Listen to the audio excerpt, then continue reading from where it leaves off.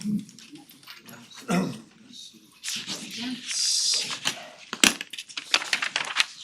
evening. This is the June 28th, 2023 meeting of the Zoning Board of Appeals for the town of Newcastle. Before we get started, we have a couple extensions tonight. First extension is Tripodi, 18 Dogwood Road. They're looking for, You're asking for 9 do we have months. a time here? 9 9 months months. due to a lack of response from contractors and very high prices. Anybody here speak Tom, to do you that? know anything more about this? That's all that was stated to us. Yeah, okay. Well, I don't know, we usually give 6, but if 6 you wanna months. go for 9, we'll go for whatever you say. Why don't we do 9 and they can, Make it easy for them. yeah, sure. Okay, I'll make a motion that we give them a 9-month extension, with the usual 1 year to complete afterwards. I second.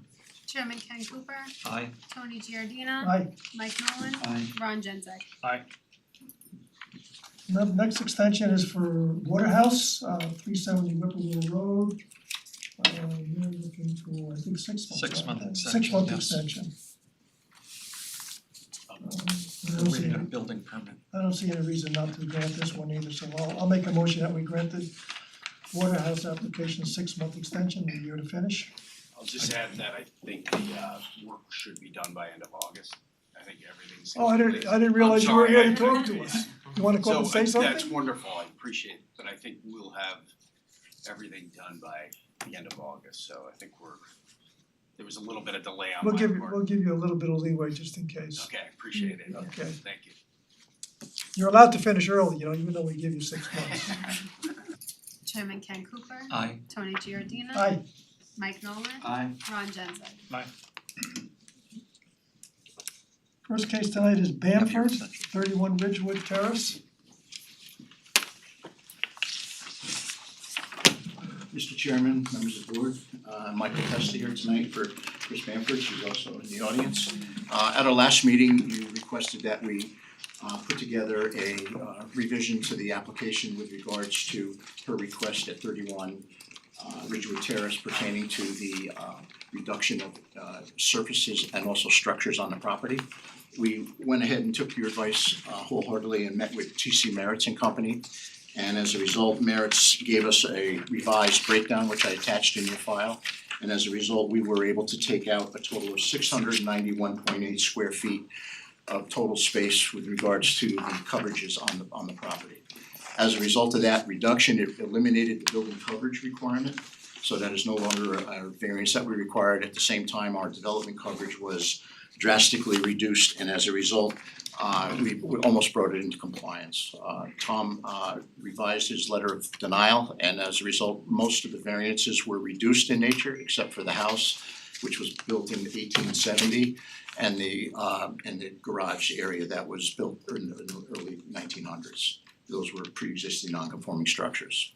So as a result of that, we feel that we've addressed the 5 balancing points that we talked about at last meeting, and I certainly would be glad to answer any questions you may have tonight.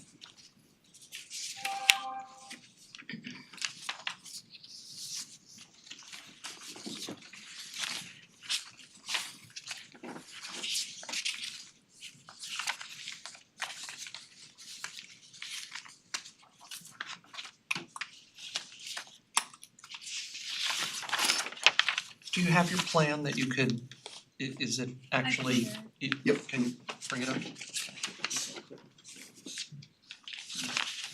The area you see was there was 2 detached sheds on the property, and we reduced eliminated the 1 detached shed, the largest shed in the rear. We also cut the deck down by 4 feet, so it was a total reduction of 4 by 7, almost 28 square feet on the deck itself. Moved the steps in, and as a result, modified the girder system there, and as a result, the deck is now pushed back versus sticking close to the edge there. We also, if you could, she could change that to the other drawing that I submitted, you'll see the reductions that I have there, done by the surveyor.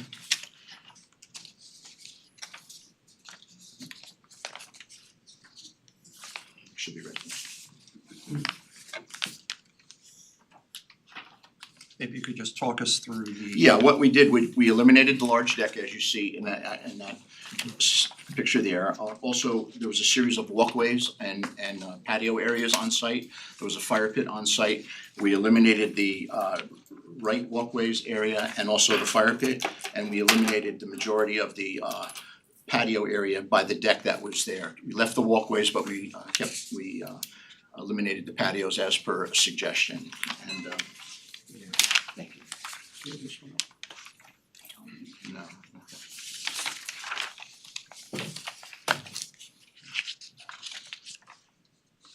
okay. Okay.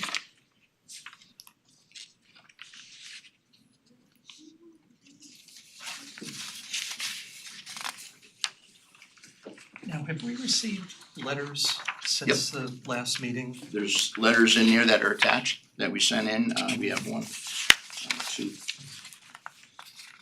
3, 5 letters from the immediate neighbors for the most part. Okay.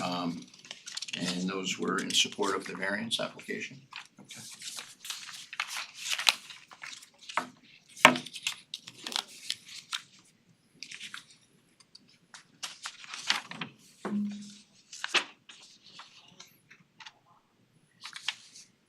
They were pretty much a form letter that we went around and talked to them about, and I knew Chris secured the signatures from those.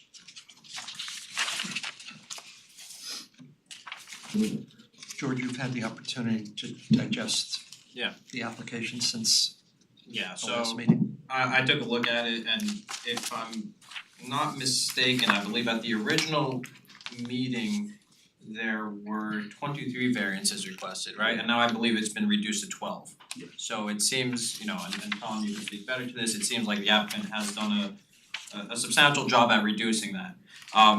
What exactly they are, it would have to be a side-by-side comparison. I believe at the last meeting we had a sort of overall plan of the whole thing. If you have that, it might be useful to sort of Yeah, walk us through that. Yeah. Of the whole property, yeah. you have these last meeting, this one, I can get it. yeah, if you could push that up Do you want on the screen Yeah. or? on the screen. Yep. You just have to go to a different- Just for clarity, to Yep, understand exactly sure. what was, yeah.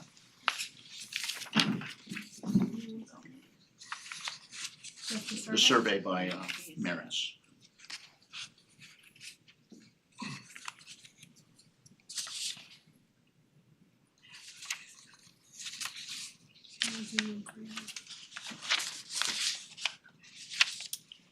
Okay.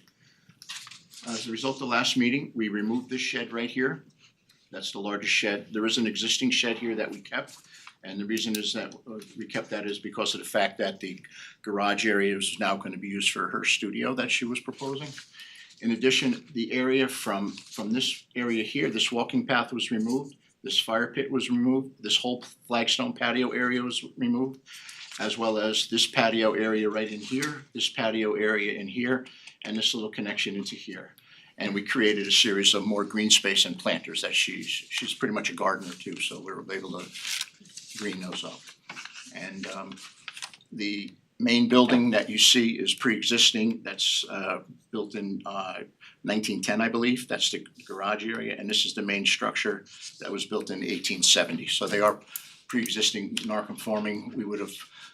We couldn't actually reduce them without actually knocking part of the building down. The patio back here, we talked about that at the last meeting, we kept the walkway. This is the only patio that's basically screened from view from the surrounding properties. You have a fence back here, and this is a corner lot, so it has 2 frontage criterias, and as a result, this area here is pretty much the area that she has for privacy. That's why we scaled back on the deck, it wasn't that important to her. Could you just explain, just for continuity's sake, the how these improvements came to be? Yes, Christine was a contract vendee to purchase the property back in January, I believe. And as a result, she went into contract to purchase the property with the previous owner. At the time, the previous owner had a letter of no violations from the building department that they received that was basically just a letter that was not done with any searches with the building department. So they relied on that throughout this whole entire process. As a result of them having that letter, they refused to do any type of considerations because normally the previous seller would do the rectifications instead of us. So they basically forced her hand to close as is. She was living in Pleasantville and was moving out of the rental that she had, so everything was coming due quick. So as a result, we decided to meet with Tom, and Tom was gracious enough to come over. He explained everything that was needed, and as a result, from going into a small little bunch of small things, we found out there was a series of multiple variances. I think, as he said, there was 23 something variances. And as a result, we were flabbergasted at first, but we then attempted to try to address every one of those concerns that we could, where we could do it. And that's pretty much brings you to speed up where we have. The building was used as an accessory apartment. That's the garage over here for years, since 1974. However, that is no longer being utilized as that. We are taking out the shower. That was a request from Tom, the building inspector, and and her business is basically, she's a designer, jewelry designer. And Tom, the previous owner made no application for permits for any of this work? No, sir. Okay. Is there anyone in the audience who wishes to be heard on this matter? No hands are raised. Thank you. Any other comments by the board? It's a difficult thing, but we gotta go. I make a motion to close the public hearing. I'll second. Chairman Ken Cooper, Aye. Tony Giardina, Aye. Mike Nolan, Aye. Ron Genzeg. I will make an attempt to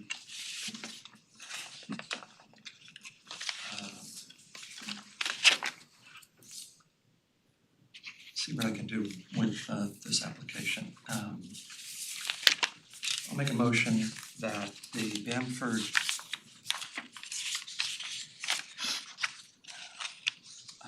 application for now 12 variances to legalize previous improvements made to a property. Said property is a legal non-conforming property. This new owner has made a significant attempt to reduce the number of variances that this board will consider. Has taken action such as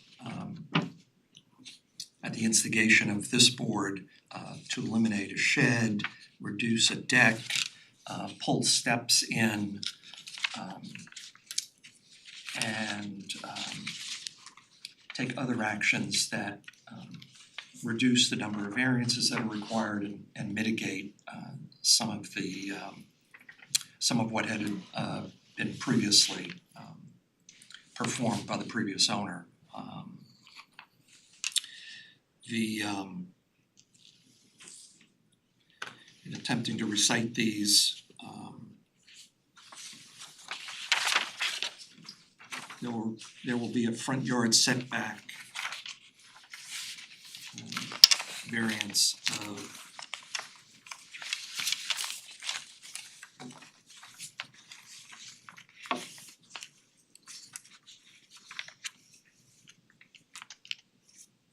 because this is a 1/4 acre district, building coverage, maximum building coverage is 1922.96, development coverage 3059.28. The garage requires a variance of 33 feet. The shed behind the garage requires a variance of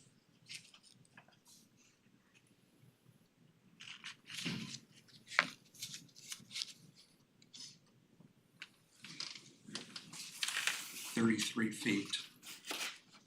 The wood deck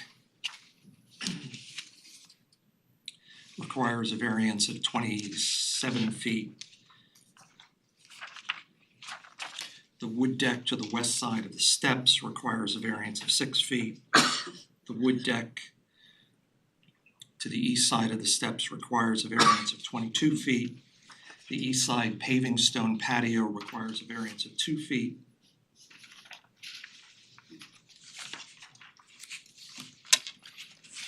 I'm sorry, for this stone patio, how should I be reading this? Is the variance that you're requesting 2 feet or is it 8 feet? 2 feet. 2 feet, okay. The west side flagstone walkway requires a variance of 19 feet. This is on, as it relates to Elm. And then on Ridgewood, that variance is 6 feet. The development coverage variance that is requested is 693 square feet. Is that a summation of the variances? that- Basically.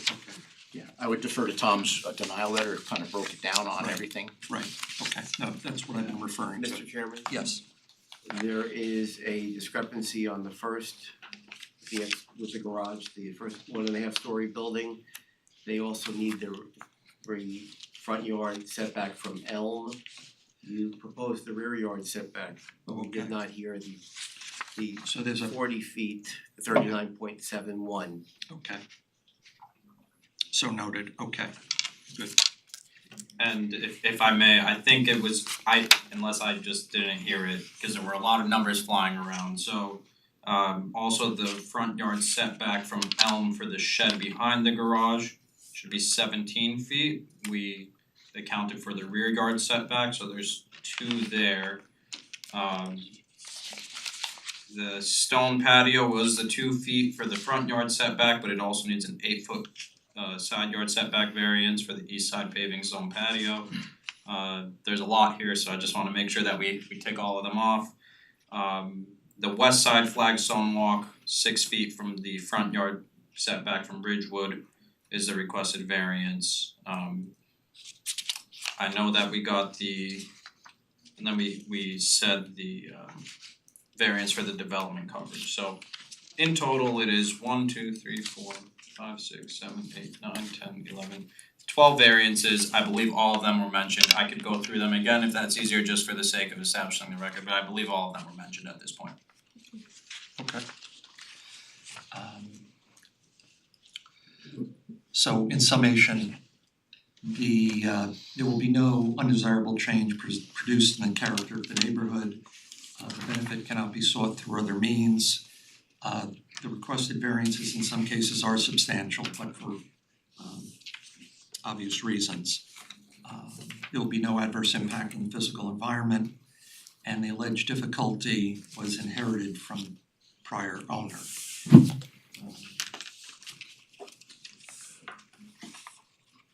There is no work that will be taking place going forward, or There will be interior work, yes, sir. interior work? Yeah. So we need a new electrical supply going from the house to the old garage. It's substandard, it's only like 6 inches in the ground. It has to be, pretty much all the electrical has to be redone to be brought into compliance. So you'll have 6 months to start and 1 year to complete. Is that sufficient to complete the work that you Okay. anticipate? Okay. Let the record also show that many neighbors have written in support of the application. And for these reasons, I think we should approve. I'll second the motion. Chairman Ken Cooper, Aye. Tony Giardina. Aye. Mike Nolan. Aye. Ron Genzeg. Thank you, Have your Mr. Chairman, variances. members of the Good luck.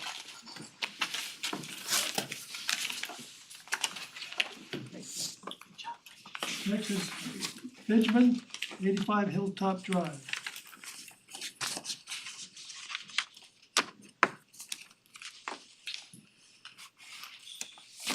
I don't see the architect here. I thought he was gonna be coming in person, but I don't see him.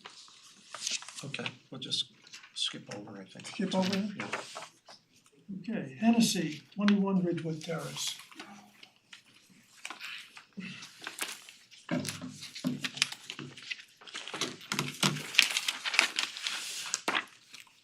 Good evening, board. My name is Tim Leonard. I'm the architect for the Hennessy's. Shelby is here tonight and for his wife Lauren.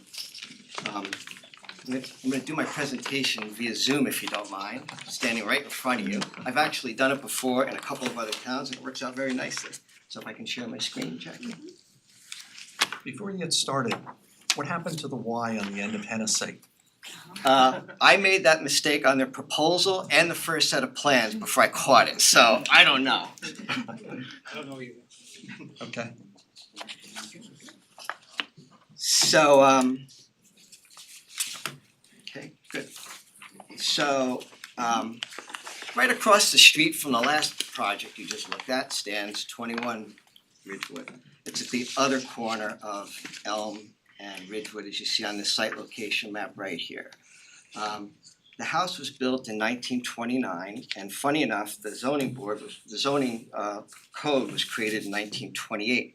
So I can only imagine that maybe this house had already been underway and got finished in 29, so it seems like it predates the zoning code.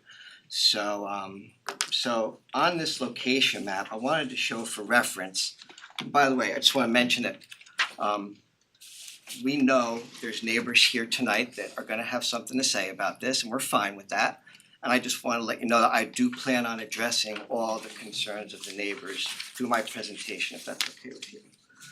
So to give context to the street, I superimposed a 40-foot front yard setback line in this red line, which you guys don't have in your prints, but I have the plans, but I forgot to bring them with me tonight. But anyway, Jackie has them, and this is a line to show that nearly every house on both the north and south side of Ridgewood is non-conforming to the front yard setback. It's pretty typical, we see that in a lot of the quarter acre zones. Being on the corner lot, the Hennessy's obviously now have the dual threat of 240-foot front yard setback, and with the width of their lot, it literally makes it impossible to build anything without a variance. And so to show you on their existing map, that yellow highlighted area is where you actually can build something by today's, the code established in 1928 actually. So clearly the house was built non-conforming. The setback on the west side is as close as 3.7 feet, and on the Elm side is 14.2. There's currently a deck and a rear porch and a basement stair here that all plan to be demolished, as well as these walkways that connect to the street and the driveway. This garage, which is a standalone single car garage, is in terrible condition. The floor is heaved up about a foot and the walls are crooked, so something has to be done about it anyway. The driveway here is extremely close to utility pole that's right over here. And it actually makes it, I'm sorry, not a utility pole, a tree. And it makes it very difficult to back out of this driveway where it's currently located. So the plan is to build more over in this area and free up this area as all complete green space. And I'll show you where that stands on the proposed site plan. So existing house doesn't change.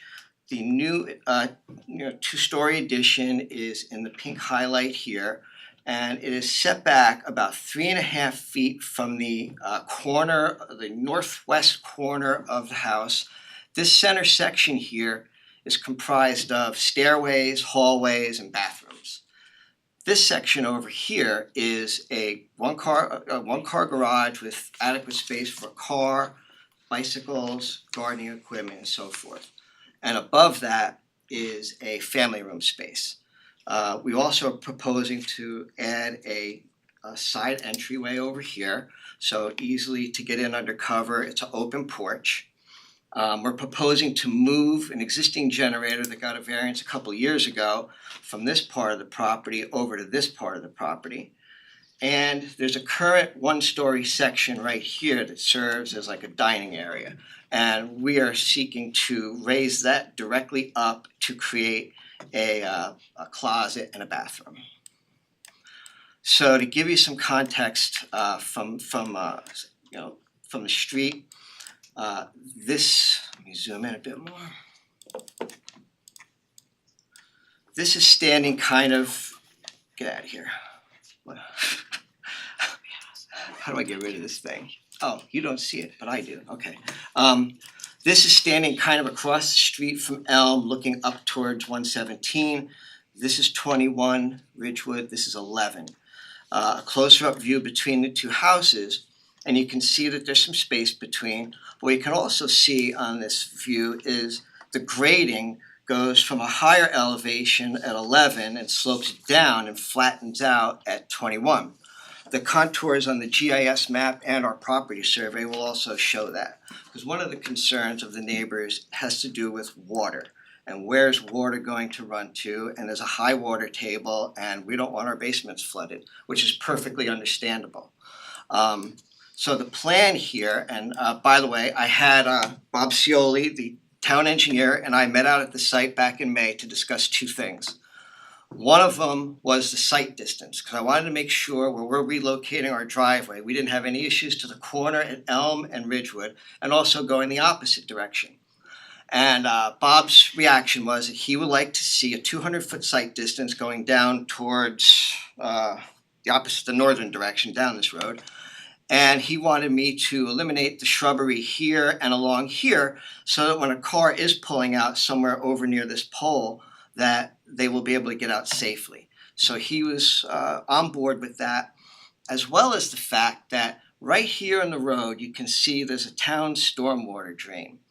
And Mr. Scioli, in deep conversations, has said that we will be permitted to capture our stormwater on site, and the overflow can be filtered through a rain garden and placed into this storm drain.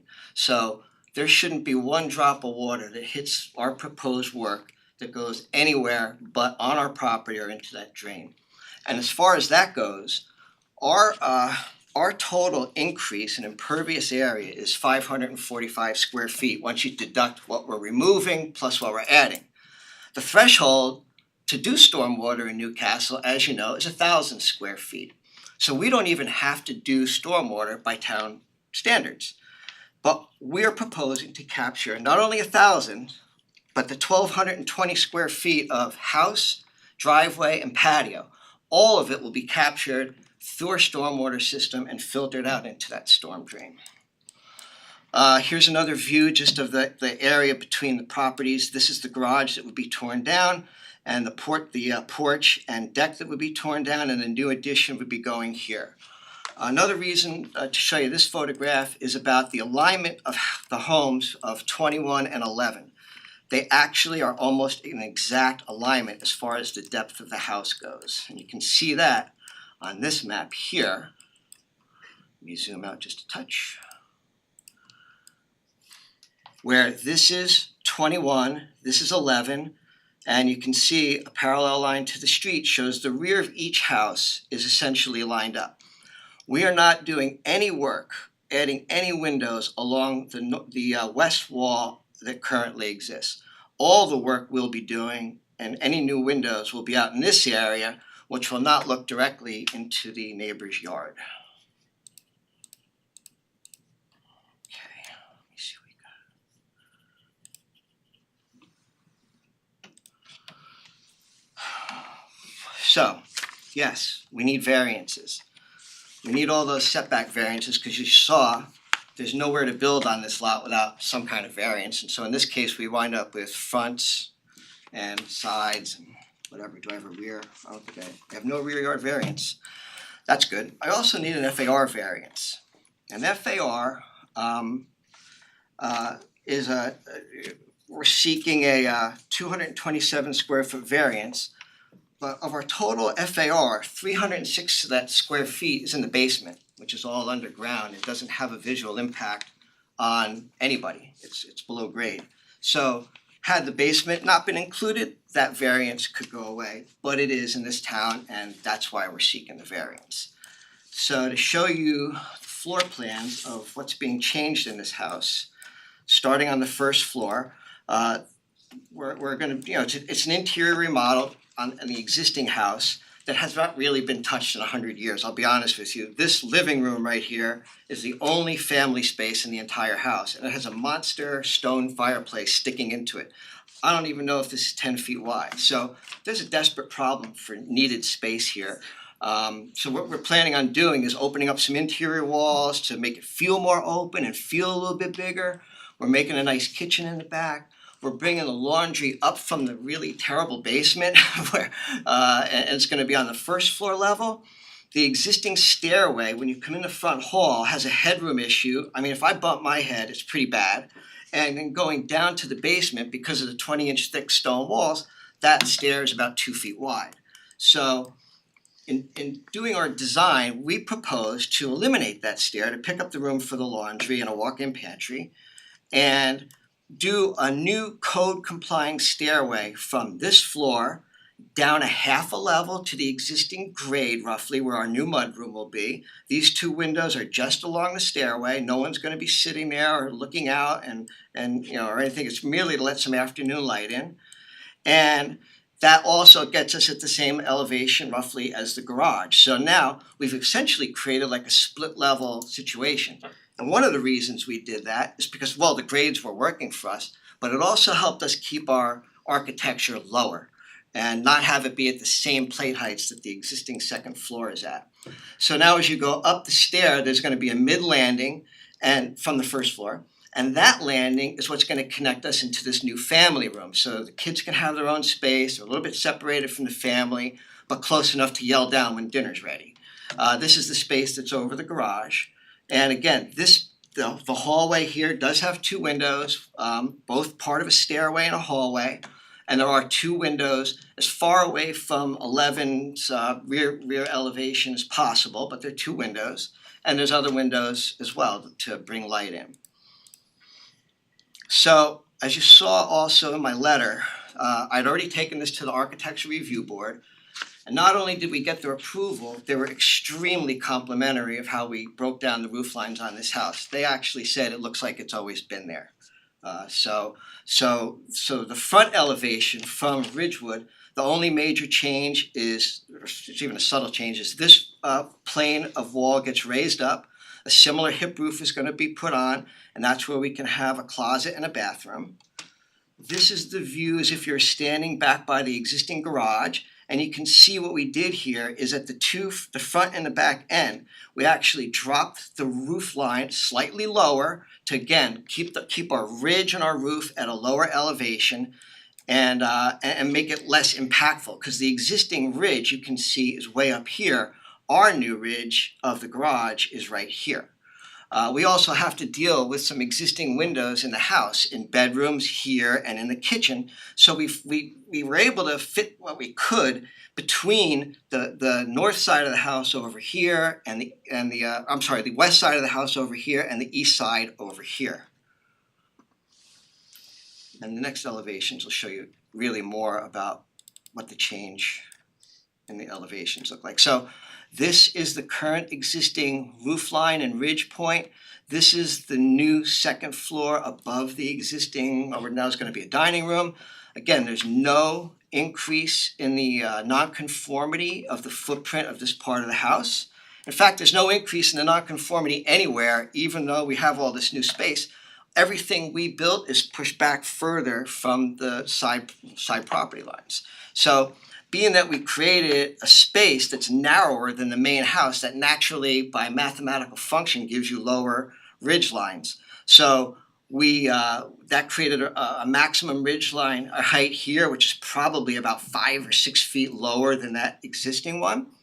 And then with the split level design, it allowed us to drop this roof plate lower and get an even lower ridge line here. So you have this really nice breakup architecturally of this massing facing both Elm, and then this is the elevation facing 11. These windows all currently exist, nothing's being changed. These are the windows that are all in the stairway hallway area. This window's in a garage, and these are the only two windows that are part of any living space that look out onto the neighbor's property. So you've got probably 4 or 5 letters today or earlier this week, opposing or questioning what we're doing, but you also got 5 letters from other neighbors who are not opposing what we're doing. So that's the majority of my presentation. If you have any questions, I'm obviously gonna answer. I'll respond to anything the neighbors have to say. But as a procedural note, I notice there are 4 of you here tonight. Do you have a 5th still? We do, Okay. it's just absent, Because so. we all know the rules, right? Right. So I need 3 of them to agree to either approve or deny. And I'm not so sure I'm taking my chances with 4 people. But I like your feedback so I can then make a rational decision of how I wanna proceed tonight. Okay. Oh, one last thing. You'll notice we do not need any variances for lot coverage or building coverage.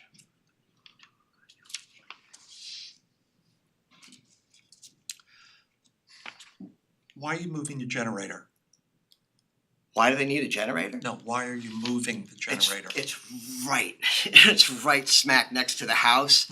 And where so the area for, let's talk about that for a second, glad you brought that up. So the generator is currently located right here, Right. and the family wants to have a place where they maybe can put a grill and be outside and have, sit down and maybe have a beverage or something. And this is a nice private courtyard area created by the garage in the house. Certainly we don't want a generator right in the middle of all that. So it's actually further away. We're actually going to screen the generator and any trash cans we might have from the road. As you can see right here, we want to build a little lattice work so the generator won't even be seen from the street. Where right now it's like right in your face. I'm sure they did it that way. There was a previous owner that had done that, and I'm sure they did it because it was as close as possible to the house, and we got to spend a little money to get a bigger wire a little further away. How would you describe the plantings, vegetation and so forth that So, separate the? Our plan, if this gets approved, we're gonna engage a very good landscape architect engineer, Alan Pilch. We've spoken to him at length about this, about both the stormwater and a robust landscaping plan. Specifically, I called him today about the plantings I can put between our proposed addition and the property line. And it sounds like there's a type of arborvitae that can grow maybe 8 to 11 feet high and be maintained, and we're certainly willing to do some type of screening like that. But you don't have a plan to show Not right that at this to us moment, no, tonight? I do Right. not. Okay. I mean, I don't know how much we wanted to, it's like one step at a time. If it looks, Okay, so. But this is the area right here. If we're gonna do some serious planting, it would be right in there. Mhm. And like I said, part of the stormwater design would be this thing called a rain garden, which consists of, natural plants, that are they're native, are native plants that the water and the birds and everybody likes. So that would probably be located somewhere over here, adjacent or close to the stormwater drain.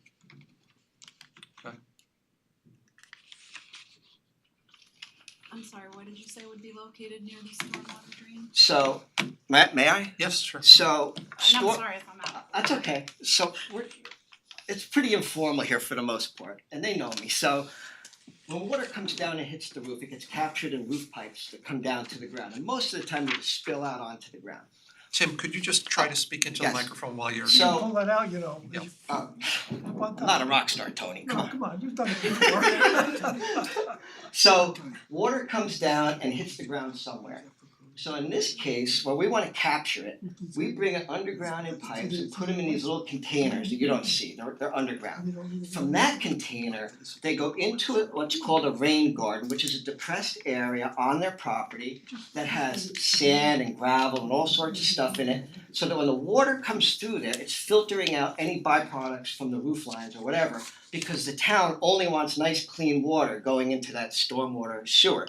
So that's the process of how to get it there, but it wouldn't be near your I'm presuming you're Farkas. So it would be located, I presume, over somewhere in this area.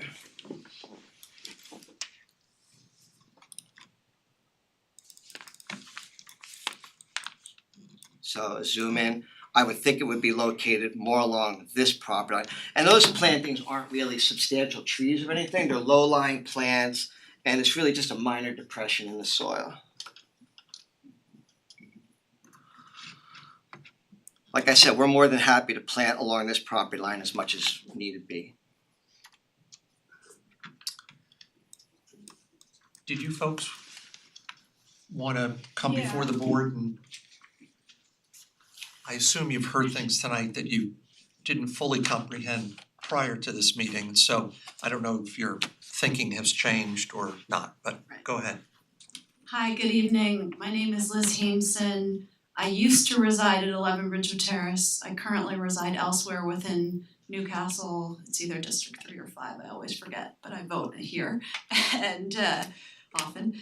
And I am here to speak on behalf of several people, so I'll try to do this as orderly and efficiently as possible. I'll start with and then I'll Before you go, could you give us an idea of, I have a letter from a former former resident, and then I have follow-up to the, but let me actually, I'm sorry. Edith and Charles Farkas, they've come down tonight. They rarely leave the house, but this was a big deal, so they're here. And they appreciate your time, and as do I, and as does everybody who has submitted to you for all of your consideration. You know, I think there's been a lot of thought put into this, and we're really relying on you because you are the experts, because we are not, and we only learned about this originally from the property owner's wife, who told my parents that she was adding above that green box on the opposite side from my parents. And they didn't learn till the day before the zoning board sent out an official notice. The day prior, the neighbors came over with the architectural drawings that they submitted on May 17th. So we're rapidly catching up where we thought we were non-objecting to our neighbors, and now you know, we're trying to keep this professional here and keep the neighborhood nice and humming along. So the Farkases are here. I'll speak on their behalf, but let me start with others who also have everyone I'm representing has concerns over the property. So I'm sorry, are these neighbors? Are yes, they, so this is residents, all residents of Newcastle. can you so tell, well, the I'm sorry, first- that's a little amorphous. How about, I'm gonna give you the specific name and address and Okay. all the details. okay, So first I will read off a letter from George Harrison of 4 Northbridge Terrace. Okay. I am George Harrison of 4 Northbridge Terrace. I write tonight in opposition to the proposed change to the property 21 Ridgewood Terrace. I want to share with the board that from 1996 to 2004, I lived at 12 Ridgewood Terrace, across the street from the property in question, with my wife and children. I loved our starter house that we purchased prior to the birth of my first child in 1998. Ridgewood Terrace is a special place in Chappaqua with many homes like 12 Ridgewood Terrace that were perfect for a couple just starting out building a family. However, when our third child was born in 2003, my wife and I had a choice: seek to expand our house, 12 Ridgewood Terrace, or look for another, larger home in Chappaqua. We chose the latter and moved across town to our current home, 4 Northbridge Terrace. It was not an easy choice for us, as we loved the small, intimate nature of Ridgewood Terrace, and we completely understand that it is a difficult choice. However, so sorry, I interjected my own comment there. Apologies. I can get you a copy of this after, clean. It was not an easy choice for us, as we love the small, intimate nature of Ridgewood Terrace. However, we saw the need and made the difficult decision to move. I encourage the board to make the right decision and preserve the small, intimate nature of Ridgewood Terrace and not allow for the construction of larger homes that would ruin the nature of the street and surrounding area. I emphasize with the challenge that growing families face when the nature of their lives require more space. I empathize with the challenge that growing families face when the nature of their lives require more space. However, I would hope that the board recognizes that radically changing the nature of the block is not a reasonable or appropriate way to accommodate the living space needs of some families. Okay, so that is a comment from John Harrison, who has resided in Newcastle since 1996.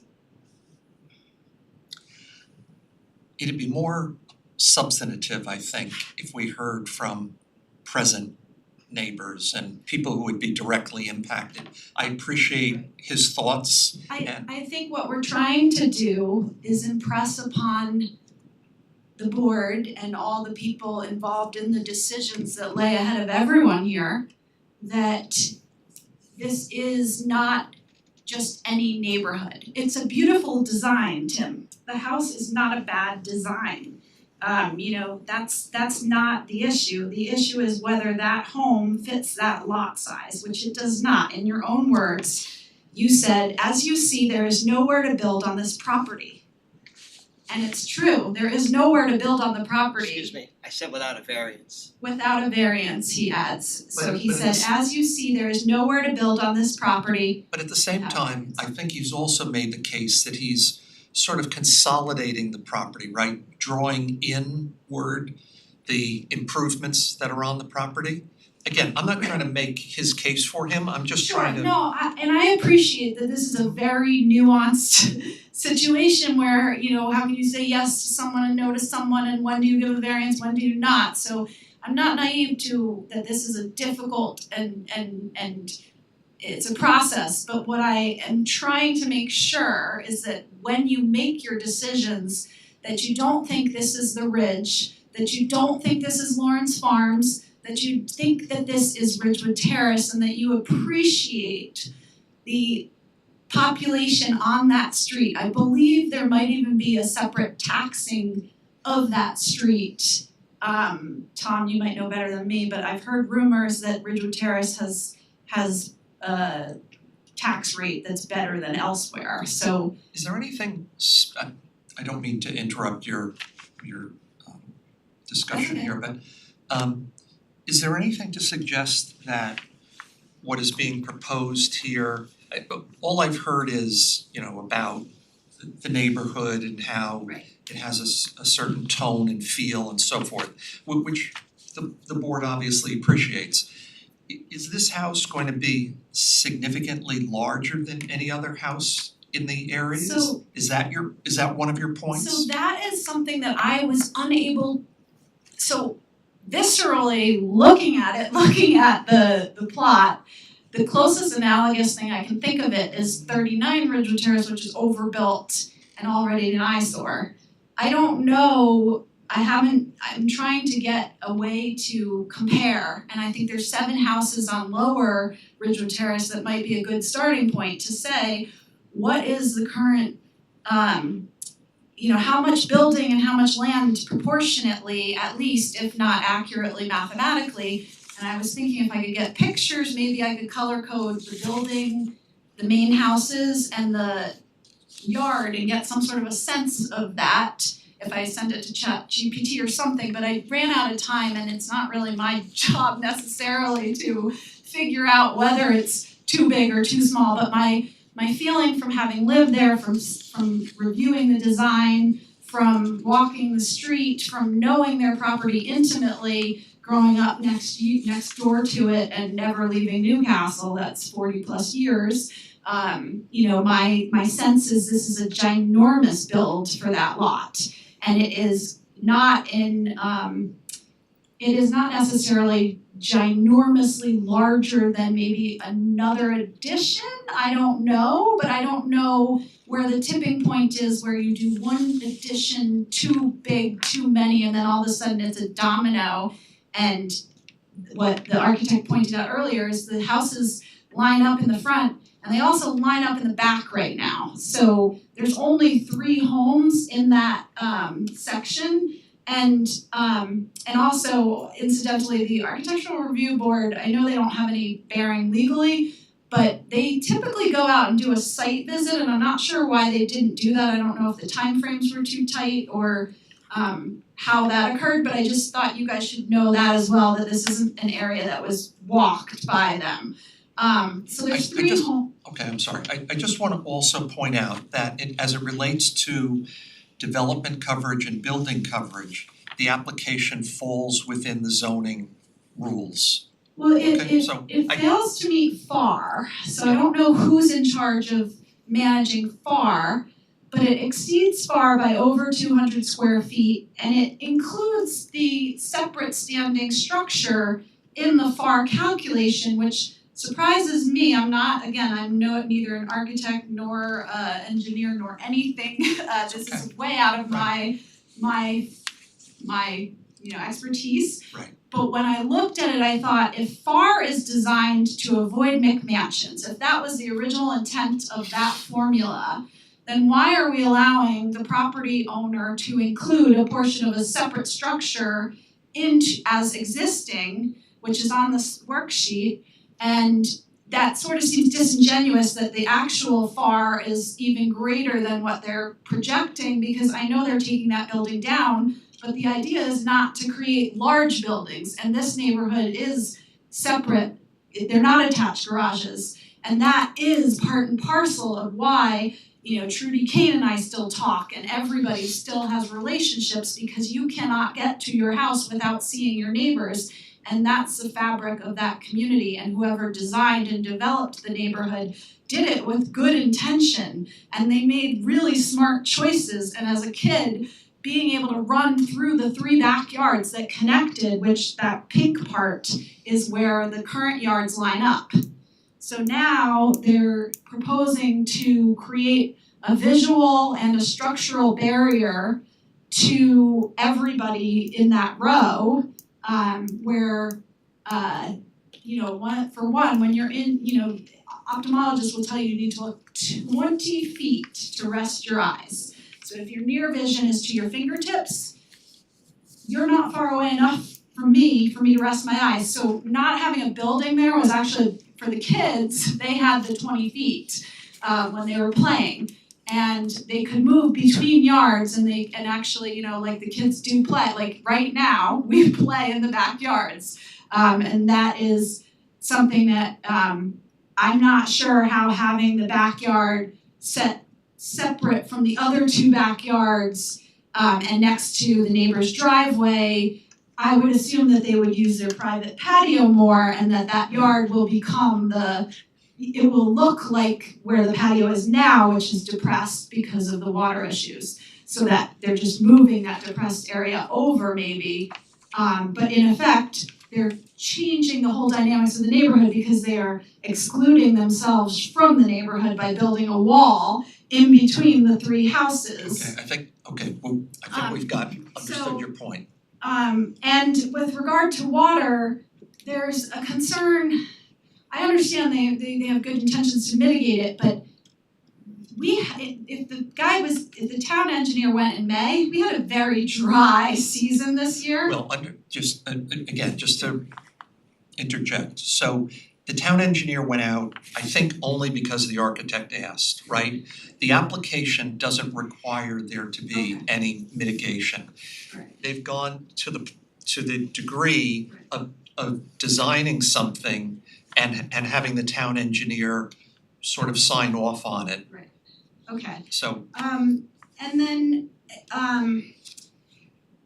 the generator is a concern, because it's gonna now be in the, like right now, it's not visually, it's obstructed by a hedge. I don't know if it'll. I'm sorry, I just want you to understand, every meeting now, there are people who come before us because they want to install generators, right? Yeah, don't worry about the generator, let's move on. Is the deck legal, the current deck? Because my parents' understanding is, because they lived there when it was built by a homeowner, and they do not believe there were permits pulled for it. That would have been in 1984. I don't know the answer to that personally, we will Okay. find out. Because that would, again, if they've already have an illegal structure there, to use that as part of the argument to do an even bigger build would be disingenuous as well. Okay.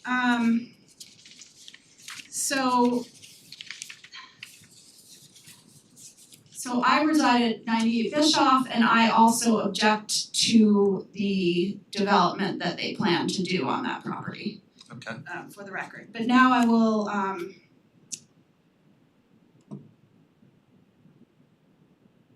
You okay, know, I have could one more. Okay, I was just gonna suggest, if it's okay with you, so you've raised a number of points.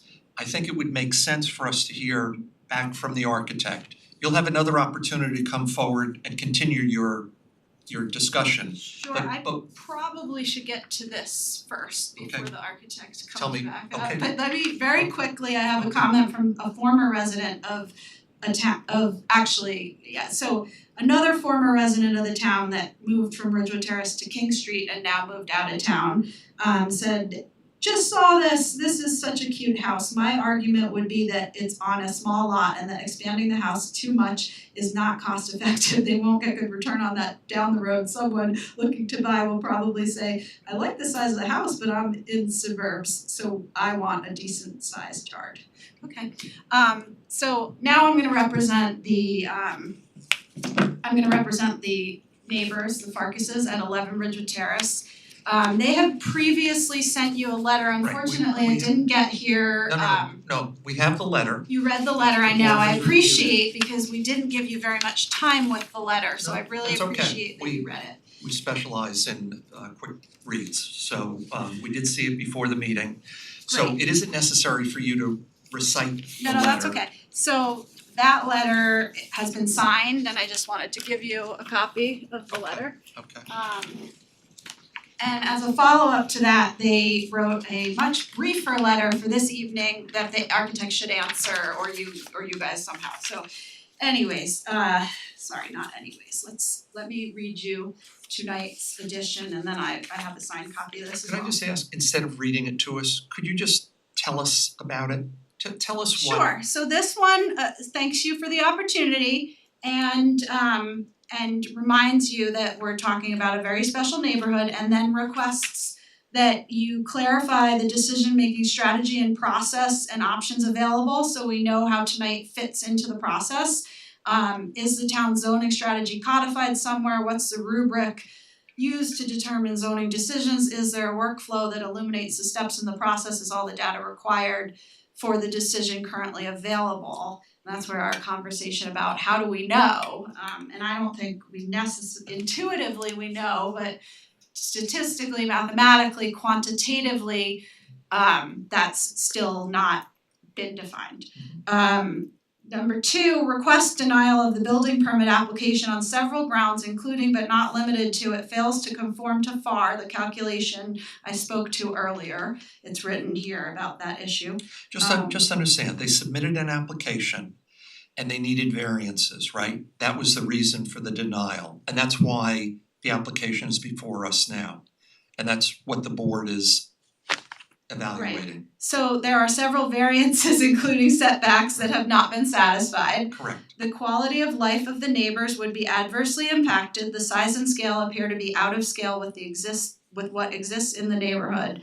And again, that goes back to where's our quantitative information. Now, could I ask, and again, if you're the spokesperson for the Farkas family, so because this is why the board exists, other than saying no to the applicant, is there anything constructive in your mind that you can offer that might make a difference in the board's evaluation of this application? Now, frequently that involves things like you've heard this evening,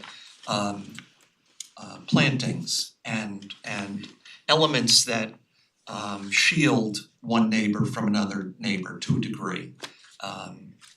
Is there anything constructive that you have that you might say other than, well, Right, we understand. so I mean, we're basically, we go, the Farkas, the property owners, Mr. and Mrs. Farkas, they wanna know the impact, so they're asking, to figure that out first as part of this process. And then they ask about the water table because I don't know, I'm not sure 100% of water will be caught and they're covering a lot more surface area. And if we already have a really high water table there, then does can you actually build anything when you have too high a water table to begin with? I don't know, but again, you said water's not your area. No, no, I didn't say that. Oh. What I said was, given the application and the disturbance that is taking place, there's no requirement in terms of the town code for there to be a mitigation system for the water. Right, they might just end up with a lot of water in their basement. Well, I you've heard, of course. I know, they're gonna try to mitigate, I lived there a really Beyond, long time, okay. so Yeah. I bought a house in Newcastle that had a dry basement and there were things in the basement and the inspector said, oh good, there's stuff on the basement, so it's dry. And within years, we found out very quickly that it required over 20 grand, it was like a ridiculous amount to mitigate, so I'm just speaking out The of whole an abundance town, of to caution. be, you know, for someone who's lived in town a long time, the whole town, Yes, you know, has water issues, right? I mean, there's yes. so Yeah, this is this property happens not to be at the novel. bottom of a hill. Mhm. So it's literally there's a steep hill and it bottoms out to a flat section. It happens to run a little bit backwards towards their property than towards the rest, Okay. but that kind of becomes irrelevant if your water table's so high that you're floating above the land. So I understand you want me to get, I know where you're going and I would like to get there too. I think that there's a challenge for us is that we don't know, like, what are we asking for? Are we asking for them to put a fence because the new facade will kill all the natural, you know, like, will there not be enough sunlight now to sustain the hedge that's there because it's an all natural buffer that is self-sustaining, it doesn't require a lot of maintenance. What happens with that border? Well, let me So yes, one consideration let me allay one fear that you may have. Having heard from the architect representing the applicant, he has said that they're going to contract with a landscape architect. And we probably are not going to vote on this application this evening, but rather wait for the applicant to come back with more details about what it is that he is proposing. And then you'll be able to see that, and then I think you should have, you know, the ability to make a judgment as to whether or not you think it's sufficient in your mind. Right, depending on what information That's the way he the comes back process- with. that's the way the Correct, process right, works, Yeah, no, okay? and that's So- great, and that's yeah. what we anticipate, and Uh-huh. that's where we're laying out what we think would help inform the decision. And then I guess, you know, depending on how much advance notice we have on what he's presenting, we could maybe make a determination as to whether it seems viable or not, but You're gonna have the opportunity to see it in advance of Yeah, the next meeting, right. so I'm conscious of taking up your time and I'm sorry, I don't mean to be here longer than necessary. I also sit on a board and I know how this can be.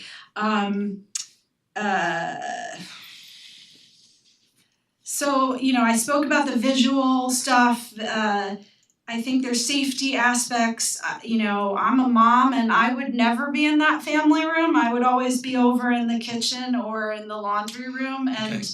if the kids are playing, the design of Ridgewood Terrace was done so that several moms could watch kids and there were instances and whatever. that's beyond the scope of this board, okay? Okay, yep, sure. Okay, so I can hand this to you. I think there's lots of questions in here that will help Tim when he comes back Okay. to be able to help all of us Okay. with making a good decision. And again, I'll give you the signed.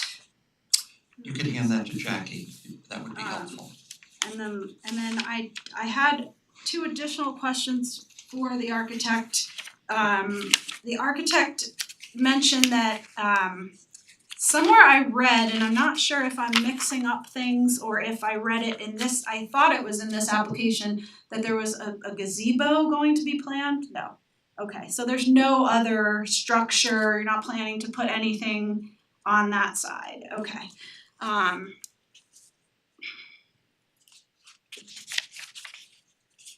tell you what, why don't you just pause for a second? Cause I don't want you to feel pressured. Sit down, let's have Tim come back up and address some of the issues that you may have raised, okay? And I'll give you the opportunity to come back if you find anything else that you haven't So- covered. I just need to find this, so the last question I had for Tim was somewhere he also mentioned moving existing windows, is that no longer, There were never a plan to move any existing windows. okay, so just adding, okay, cause the existing windows actually nicely do not line up with the two upstairs bedroom, so I Neither just, will any new window. okay, excellent, thank you very much for Okay, your thank time, you. I appreciate it really on behalf of myself, Mr. Harrison, Mrs. Madden, the Farkases, we appreciate it. We appreciate your coming this evening.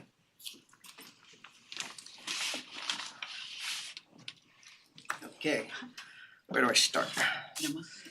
35 years of practicing architecture, I've not had one project devalue in price. This house is gonna be worth a lot more money if this project gets built, and anybody would be very happy to pay whatever he asked for it. Number two, it's been a while, but I did do two other projects on Ridgewood, 38 and 39. They both came to this board for variances for side and I think rear yard. 39 got a variance for a front porch gazebo that was never built, but it was similar variance to this one. And as I mentioned in my letter, both the FARs on those houses are much higher than what is gonna be on this house. And no other outside building is included in this FAR. The only things included in the FAR is what's existing and what's proposed to be built according to all the calculations I give Tom. Okay. Running through the backyard, that caught my attention. So right now, this back of this garage is 14 and a half feet wide. And this deck, legal or not, they bought the house and I never got called to do a CO on it, so I presume it's legal. And that is about 20 feet of deck right there. So, I'm sorry, 16 feet of deck. So a total of 30 feet of obstructions are between here, between the back of the house and this property line. Guess what? I know, Tim, what are you gonna tell us? 30 foot 6 inches on the addition and 44 feet of clear open space for all the kids to run wherever they want to. And as was mentioned earlier, yes, I'm happy to bring a landscaping plan in for the next go round. I'm kinda glad 1984 was mentioned. I'm sorry, I don't wanna leave that meeting. Because in 1984, the Farkases did do an addition to their house. I only knew about this because they'd mentioned it to my client. So doing my due diligence as an architect, I was curious as to what they built. And it turns out they actually nearly doubled the size of their house on the right-hand side. Now, I don't know why. They never were asked to go to the zoning board in 1984. But the entire front half of that house is all within the same exact front yard setback as ours is. So we are not doubling or tripling the size of the Hennessy's house. It's going from 1,500 square feet to 2,500 square feet. We like to deal in factual numbers, and that's everything that I'm giving you guys, and I'll continue to give you more if you ask for it. And if you want to adjourn, wait till next time. No. Is there anything else that you heard Anything else? that you felt it was No, I necessary think to address right now? I feel pretty good about it. But yeah, I just want to make sure those facts about what was included in FAR was correct, so. And could you just, So can I? I'm sorry, one second. If you could just perhaps repeat for us, how did you come to decide that you needed to deal with the water issue as it related to the property? It's a low point, like they mentioned, it's a low point. I don't have to know or live there to understand where water runs. I get it. Right. They've lived there long enough to know that there's water. I was down in their basement, you can see lines. Oh, and by the way, modern building techniques have changed drastically since 1929. We no longer build 20-inch wide porous stone foundations. We're gonna build concrete wall foundations with very good waterproofing on the outside and underneath and the whole deal with drainage. It all goes out to where it's supposed to go. So we're not concerned that we're gonna have water in our basement, and any water, like we said before, is not going uphill to anybody else's basement either.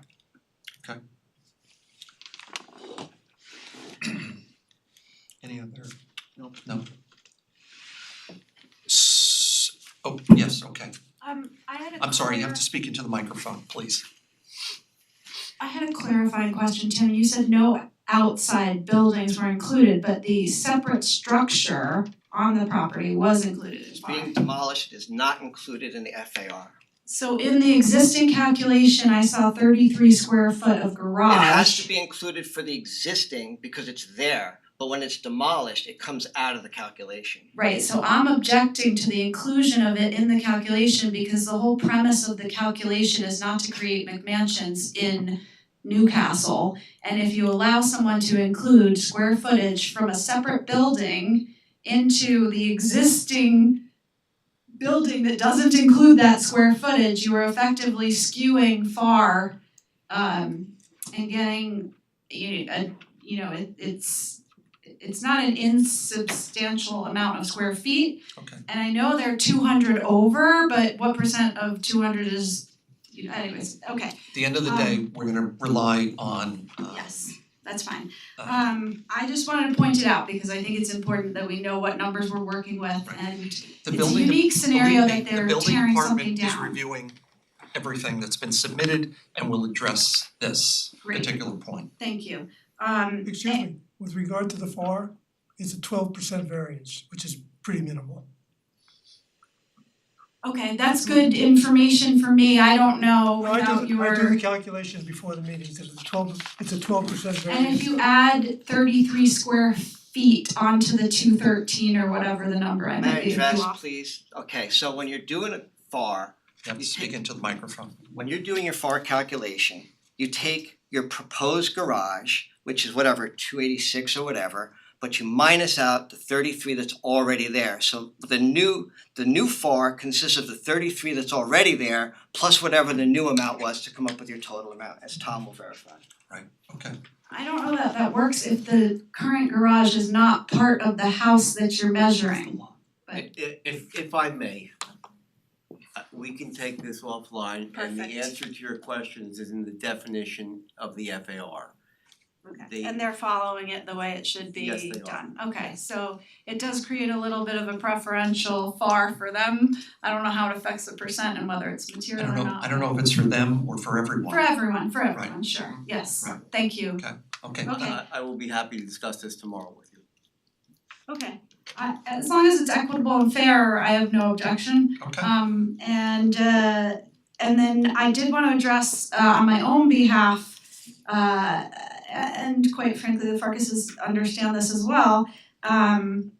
What Tim said, that anyone would be happy to buy it for whatever he asks for it.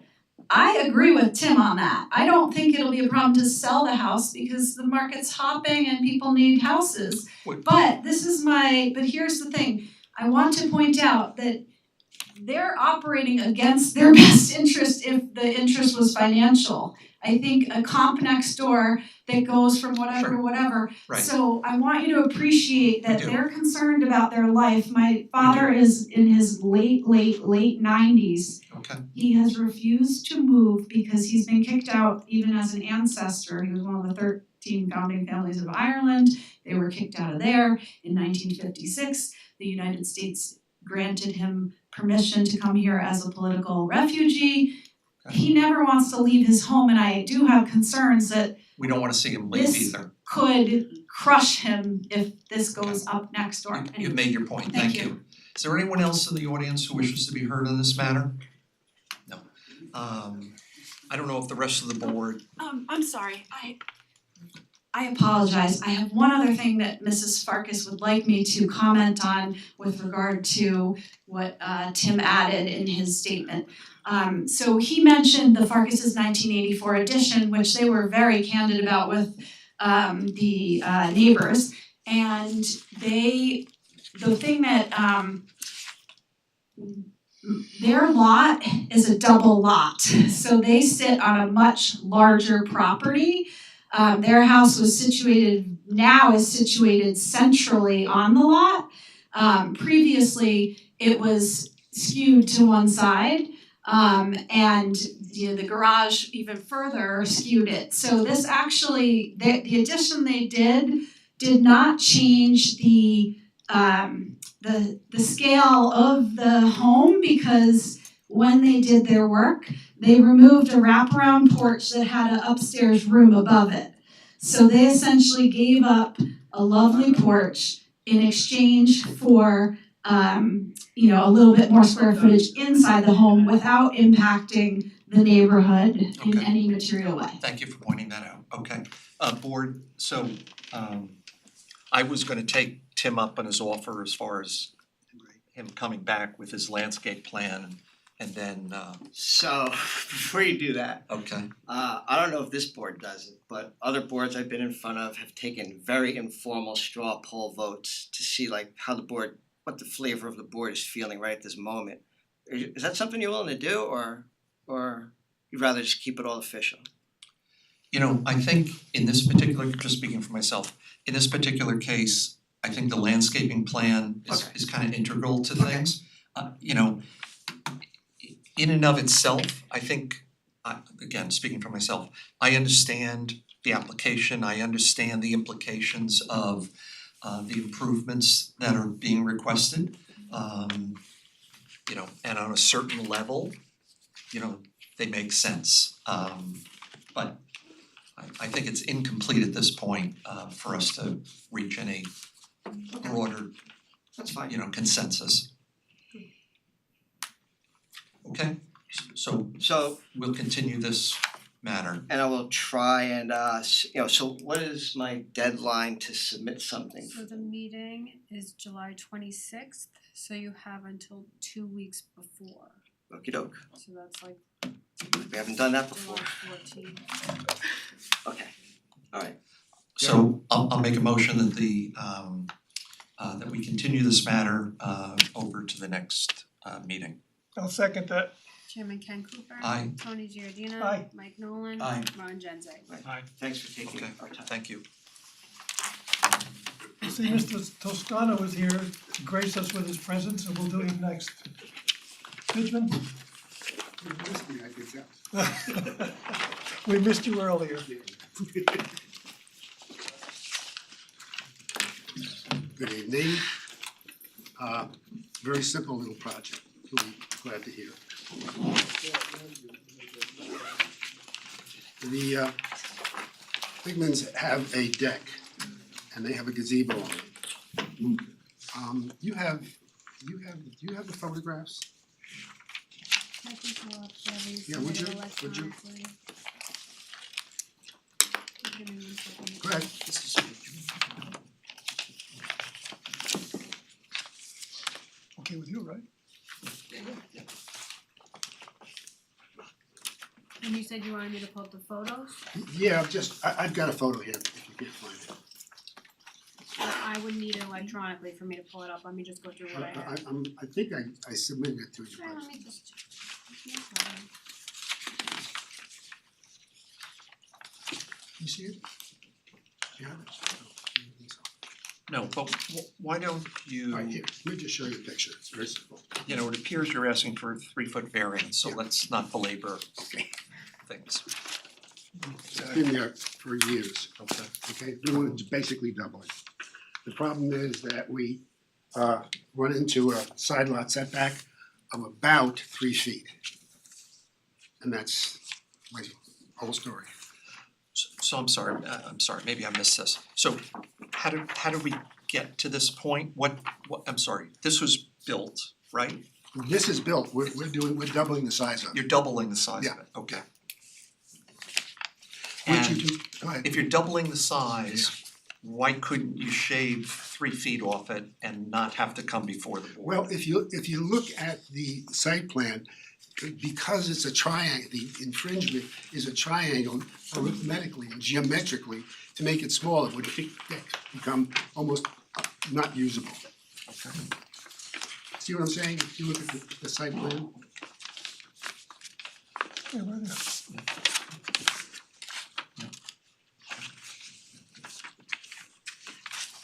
What is the reason for doubling it again? Well, they really like the idea, plus the fact they wanna put a cover over it, an acrylic cover over it, so they can use it summer, winter, whatever. Okay. Does that become a structure, Tom? When they It's do- already a It's structure. already a structure, Yes. it's just more of a structure. Okay. Is there anyone in the audience who wishes to be heard on this matter?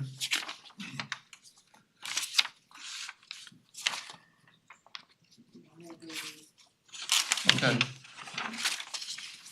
Any other questions by the board? Make a motion, we close the public hearing. Second, Chairman Ken Cooper. Aye. Tony Giardina. Aye. Mike Nolan. Aye. Ron Genzeg. I'll make a motion. Okay. This is an easy one. I'll make a motion that the application, Fitchman application for doubling the size of a pergola be approved for the following reasons. The existing pergola's been there for a long time, it meets all the code requirements, but size-wise and convenience-wise, it's not suitable. Doubling the size of the pergola will make the recreational area much more accessible and usable. The variance is minor in that it's only a 3-foot side yard variance. That being because of the configuration of the house on the property that it is skewed according to the lot lines, which leaves just a small section, a triangular section of the proposed new pergola over the setback line. The granting of the variance will not create any undesirable change in the character of the neighborhood. There is no other method other than the proposed variance to achieve the desired end. This is not a substantial variance by any stretch of the imagination. There'll be no adverse effect on the physical environment or conditions in the neighborhood. While this is a self-created hardship, it is not something that we will take into consideration, as there will be no detriment to the town or to the neighborhood. And you're gonna need foundations for that thing? How are you gonna hold that in the ground? Just sonotubes. Sonotubes? You need measurements for the sonotubes, Tom? Yeah. Or you need a survey on that? at the end would be. Okay, Oh, so we'll need an as-built survey. yeah, sure, You have 6 months to start and 1 year to finish. okay. I'll second. Chairman Ken Cooper. Aye. Tony Giardina. Aye. Mike Nolan. Aye. Ron Genzeg. Aye. Thank you, have your variance. Thank you very much, good Good night, luck. good seeing you again. Alan, 122 Orchard Ridge Road. Good evening, it's Bill Spade, looming over you on the screen there. How are y'all doing? Good. I'm the So architect so your representing, your quarterback now is playing for the Jets. I understand that, and I was one who was very happy to see him put on the gang green colors and shift all the problems to New York. So good luck. And of course, I'm wearing my Reds hat tonight because I was born in Cincinnati, and they might be doing well this year too. So good to see you. The owner of the property, Michael Allen, couldn't join us this evening, so I'm here on my own.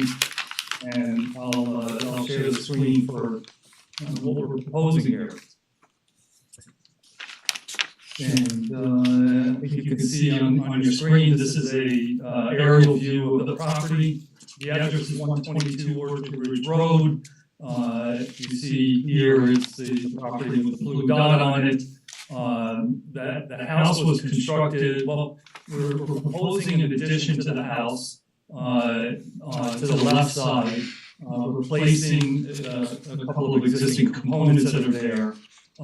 The existing home is non-conforming to the front yard setback, so the addition we're proposing also requires 3 front yard setbacks, so I'll describe those in a second.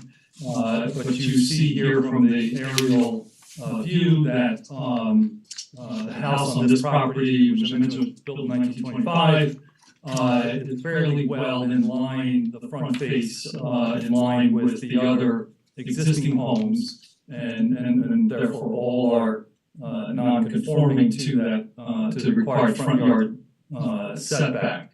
It's a little more than a half acre lot, so it's very deep, back behind, and a fairly narrow lot at the street.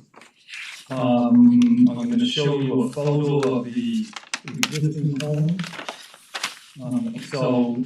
As I mentioned, it was built in 1925, a sort of beautiful little Dutch colonial home.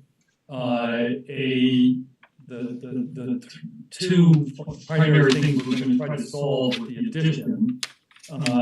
Currently, the major one is currently this garage, which was added at some point, is deteriorating. You can see maybe from the photo, the roof looks a little bad. The structure underneath of it, the roof is leaky, the structure underneath is deteriorating. The concrete block walls around it have substantial cracks in them. So the structure itself is deteriorating. On top of that, the garage is completely separated from the house. There's no ability to go from the garage to directly into the home, so they would like to correct that. Also, it's a fairly steep driveway down to the door of the garage, and so wintertime conditions, it's not great. So in the addition we're proposing to rebuild this garage, and I'll show you what that means. In addition, the front entrance over to the right end of the house is a very small entry area, and it goes into a very tight space inside.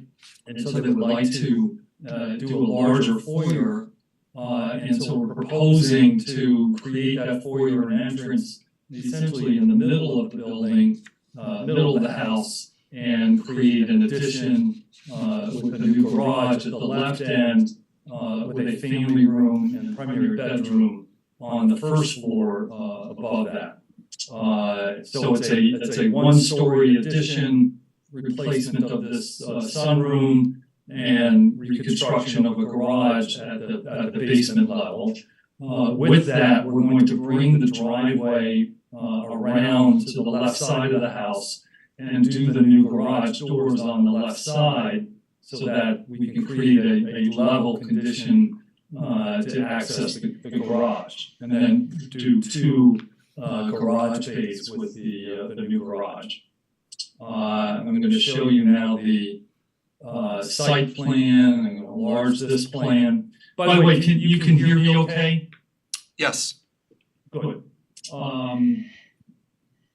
Here is our I'm going to show you just more or less focus on the front portion of the property. As I mentioned, the house is, when it was built, as Tim had pointed out earlier, the zoning was created in 1928, and the house pre-existed the original zoning, built in 1925. So here is our proposed addition, adjacent to the existing main part of the house that is to remain. You can sort of see dashed in here the sunroom that we'll take down and replace with essentially an entry foyer and stair. And then to the left of it will be the garage at basement level, and a bedroom space and family room space on the first floor.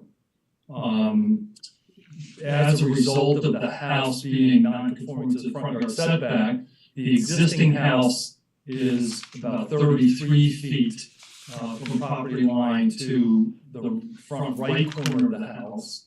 There's a small porch entrance with a couple of columns, and I think that porch is about 4 feet deep. So technically, it's 29 feet to the front face of that porch. I'll show you the plans in a second. The new addition, we're creating to create enough of a foyer space. We're bumping out in front of the main line of the house 4 feet for where the front door would be, and then another 4 foot for a landing, covered landing as a portico. and then we need one step down to grade, so we have one step out in front. And so our closest projection to the front yard would be the front face of the step, and that's approximately 23.4 feet. So we're requesting a 17-foot variance for that front step. Since the remaining part of the addition is also into the front yard, we're also identifying two other variances, one being to the closest column supporting the portico. And as you see here, that's 25 feet from the front property line, so requiring a 15-foot variance for that portion. And then the other portion we're identifying is this far front left corner that is shown here. It's 35 feet from the property line. I believe in the variance request, this was identified as 37 feet. It's actually 35 feet. So this third variance, we would like to request a 5-foot variance and not just a 3-foot variance. So those are our three variances, again, to the front face of the step at the new front entrance, to the column supporting the portico, and then to this front left corner of the addition. I want to show you the floor plan. I'm gonna go zoom back out. And we've kind of worked on the design level with these floor plans for the moment, just to be sure that we are going to be able to achieve the variances, and then we're going to do more better plans. So forgive me for the little bit smudgy character to these. But this is the first floor. You see the existing house to the right, with the existing front entrance and an existing set of stairs up to the second floor. Right now there's a coat closet here and then the living room. Right now on the left side of the house is this one-story sunroom. There's a full basement underneath of all of those areas. And then as I pointed in the photograph, the one-story garage, which is downset, is actually in between the first floor and the basement level, disconnected from the house. So again, we're proposing to take down the one-story garage, take down the sunroom, construct a new entryway foyer in the front, and then coat closet space in between, and then a new stair to go to the basement at the back. And that's the the purpose for this. The full depth of this is to get the stair and the front entry comfortably in this space.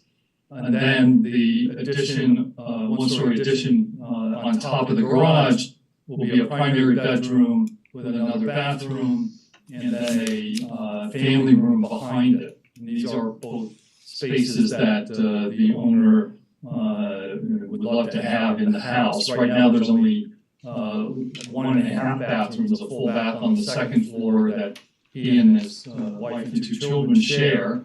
And so a great need to create another bedroom with a full bathroom.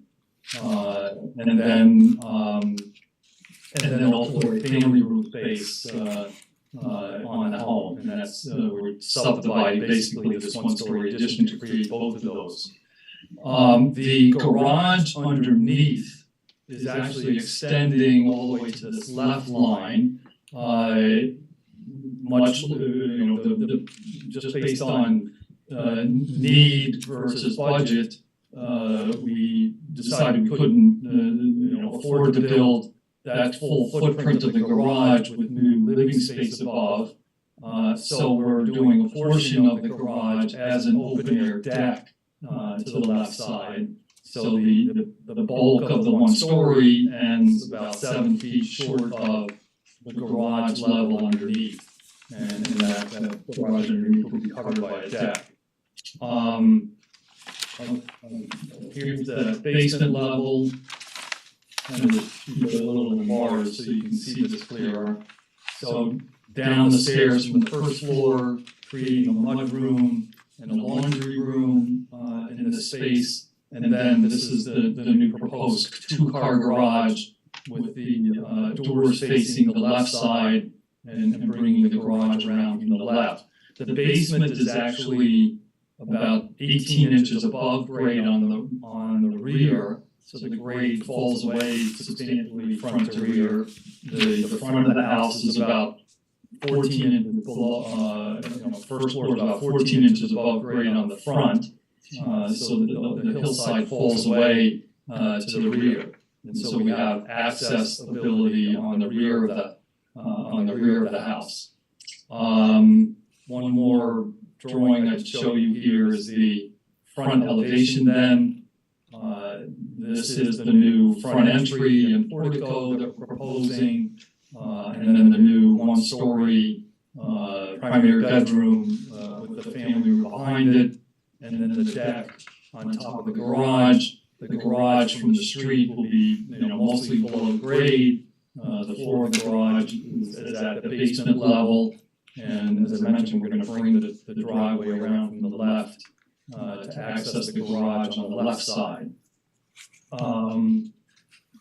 So maybe I would just then recap for this addition, go back up to the plan, again to the site plan. We need the three variances, one to the face of the step up to the front porch, second one to the column of the portico, and then the third one to the front left corner of the addition.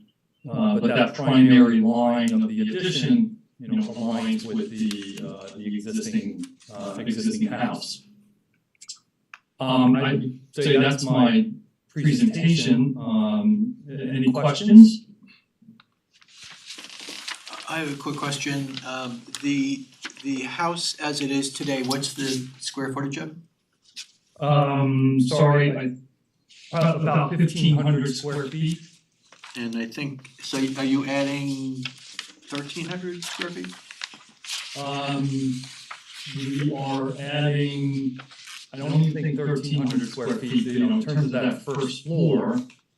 There's existing square footage that we're replacing. Right.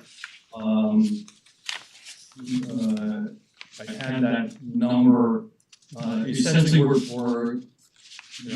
replacing that existing one-story, we're adding an 18.5-foot wide by 28-foot deep addition, and that's the bulk feet. And then there's a little portion at the rear behind what was that existing square footage and the foyer to the front. So it's about 600 square feet of living area that we're adding for this. Thank you. One other question, Bill, on the garage rebuild, are you gonna rebuild on Yeah. the same footprint? No, so the new garage is a two-car garage, so it's We're gonna increase the footprint of the existing garage to create a new one, or are you gonna Correct. work within those Correct. parameters? Yeah, that existing garage is a one-car garage. If you'd like, I can find those dimensions real quick and tell you what those are. No, just a question, Yeah, but replacing it with a, thank you. yes. Is there anyone in the audience who wishes to be heard on this matter or online?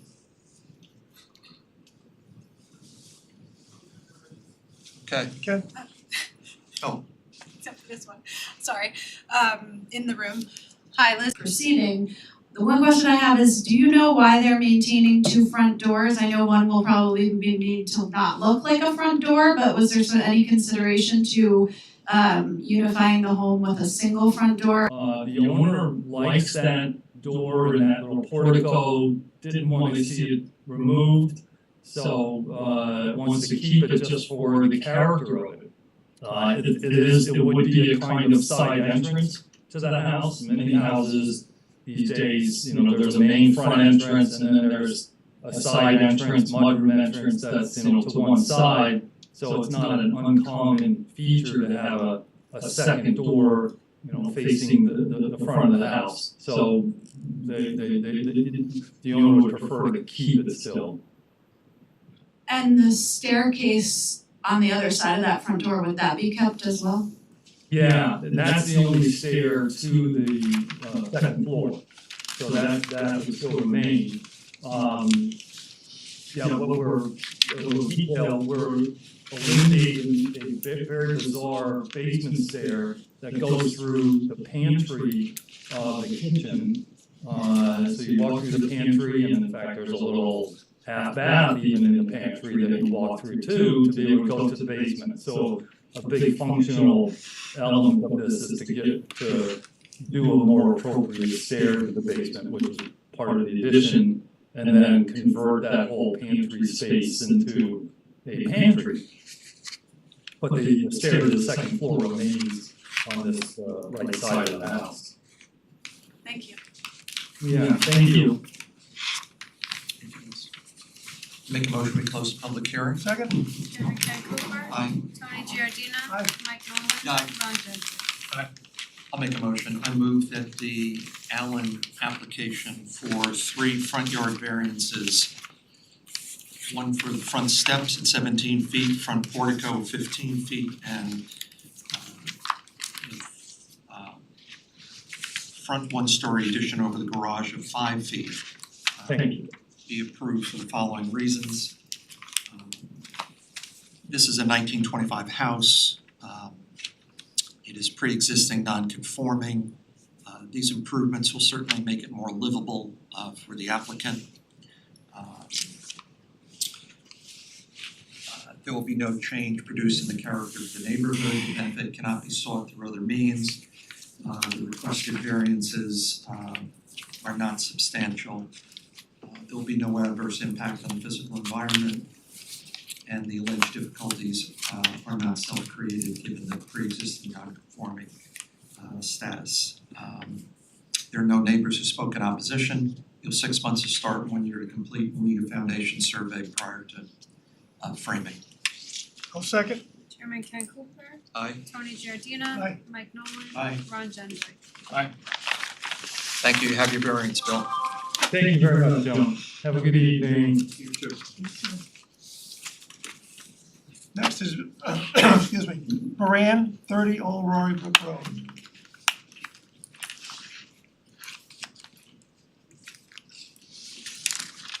Good evening, I'm Nancy Buren, nice to meet you, thank you for seeing us tonight.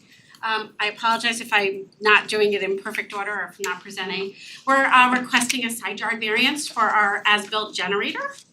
In 2019, we hired a generator company to put the generator in. They told us that it was done and permitted. And at the recent time when we recently checked our permits to sell our house, we discovered that our generator is actually in violation of the side yard variance. So we are on, our lot is about 3.75 acres and we share a driveway with our next door neighbor. We have easements off of each other's driveway, and I think if you, maybe if you could put up the survey? Yeah. Thank you so much. So just, the driveway goes up the side of a hill and then takes a sharp left to our house.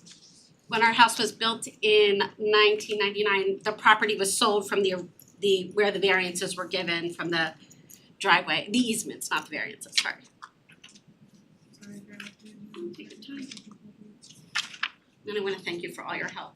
Of course. Trying to figure out some of the forms was challenging for us novices.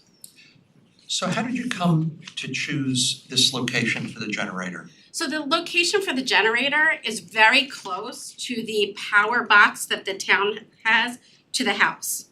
And it's actually really close to our driveway. And because the property at the top of the driveway is level, but further it gets very steep. So it's easy to service. It was, surrounded by hedges. It was very close to our house. So the property line, visually where you see it, is actually the driveway turns to the left. And I think this is where we kind of probably got messed up. He probably felt like our property line was where the driveway turns, not where the actual property line is. So my neighbor's driveway goes up all the way over to the right. So our house is 85 feet from the property line, and that shows you where the current box is. Do you want the pointer? Might help you. Thank you. Just press here and you can. And I took some pictures for you guys too, because I think that might be helpful. The current box is here. The generator was put here, and this is the tank. And this is like a little level area, and there are hedges all around like this way, kind of blocking its view, but it's right next to our driveway, like where we park our cars. Our 2-car garage is here, and this is like kind of an an area to turn around and go back down the driveway. So it's really close to actually our home, even though the property line is where it is. Where is the closest neighbor? The closest neighbor is over this way and all the way down at the bottom of the road. And honestly, if I move the generator into compliance, it's probably closer to my neighbor at the bottom of the road. Right here, it's up here closer to my house, and there's more sound barrier than if I move it to, the only place I can really move it to is right here, and it's kind of right on the side of a steep area. So servicing it becomes much more of a challenge. Is Cynthia Leck the one that you share the driveway with? Yeah, Cynthia is our one that the actual person who shares this property line. Right. Yes. She has no problem with your. No, she wrote a letter in support of it, I remember seeing it. and I did mail all of the adjacent and She abutting. can't see our house from her house, she can't see our generator from her house. I put a couple pictures in just to kind of show you, like the view from the driveway. If I have those electronically, I can share those. You do have them. Yeah, I can share them. Thank you. No, we didn't want you to get through the evening without a generator. We mentioned earlier, you get a generator request. And just to mention, like the reason we put in the generator, we've lived in this house 21 years. And we have lost power several times. And the power line to this house only supplies this house. So often in big storms, we're out for several days before anyone can get to us. In Sandy, we actually had a line sitter because we had a live wire at the end of our driveway for 5 days. So it was really a decision of, for the, this home's location. So this is the view from the generator. So if you're standing at the generator, this is the view of the driveway. So it's all trees on either side, goes sharp down, and then it turns. She has a tennis court, and then another property, like another outhouse, and then her house before you even get to where her residence is. If you go to the next picture.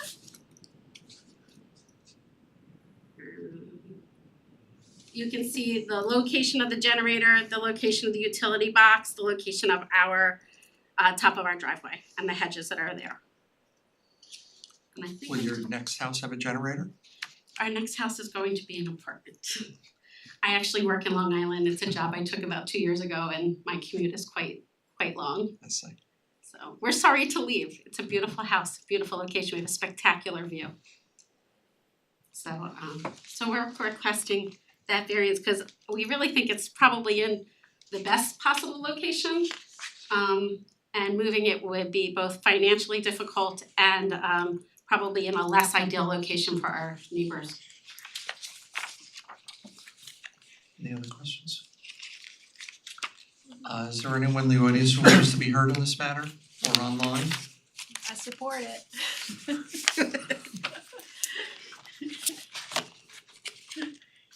No one online, right? Okay.